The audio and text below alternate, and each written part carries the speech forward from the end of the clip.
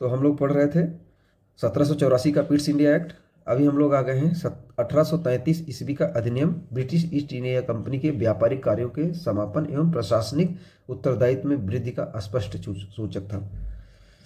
तो उत्तर को अवलोकन करते हैं। 1813 के चार्टर द्वारा यह तय होने लगा था कि अब कंपनी धीरे धीरे व्यापारिक उत्तरदायित्व से मुक्त होती जाएगी, और 1833 ईस्वी में इसका स्पष्ट निर्देशन दिखाई देता है।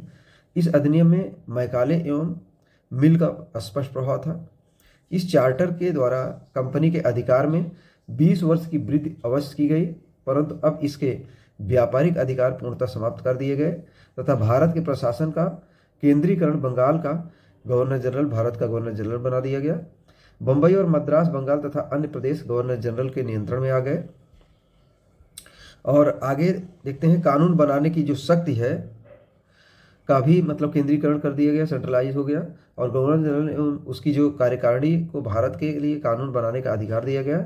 मद्रास तथा बंबई की परिषदों की कानून बनाने की शक्ति समाप्त कर दी गई, और इसी अधिनियम के द्वारा विधान बनाने के लिए गवर्नर जनरल की कार्यकारिणी में एक अतिरिक्त कानूनी सदस्य को चौथे सदस्य के रूप में सम्मिलित किया गया।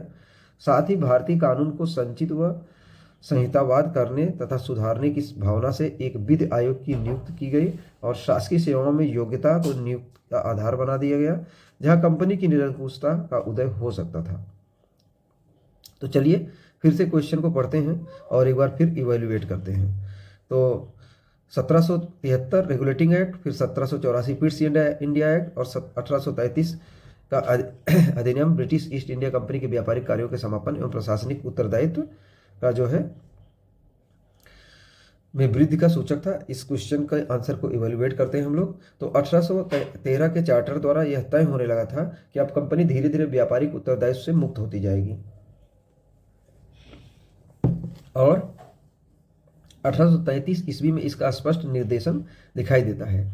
इस अधिनियम में मैकाले एवं मिल का स्पष्ट प्रभाव था। इस चार्टर के द्वारा कंपनी के अधिकार में 20 वर्ष की वृद्धि अवश्य की गई, परंतु अब उसके व्यापारिक अधिकार पूर्णतः समाप्त कर दिए गए तथा भारत के प्रशासन का केंद्रीकरण कर बंगाल का गवर्नर जनरल भारत का गवर्नर जनरल बना दिया, और बंबई और मद्रास, बंगाल तथा अन्य प्रदेश गवर्नर जनरल के नियंत्रण में आ गए। कानून बनाने की शक्ति का भी केंद्रीकरण कर दिया गया, और गवर्नर जनरल एवं उसकी कार्यकारिणी को भारत के लिए कानून बनाने का अधिकार दिया गया। मद्रास तथा बंबई की परिषदों की कानून बनाने की शक्ति समाप्त कर दी गई। इस अधिनियम के द्वारा विधान बनाने के लिए गवर्नर जनरल की कार्यकारिणी में एक अतिरिक्त कानूनी सदस्य को चौथे सदस्य के रूप में सम्मिलित किया गया। साथ ही भारतीय कानून को संचित व संहितावाद करने तथा सुधारने की भावना से एक विधि आयोग की नियुक्ति की गई, और शासकीय सेवाओं में योग्यता को नियुक्ति का आधार बना दिया, जहाँ कंपनी की निरंकुशता का उदय हो सकता था।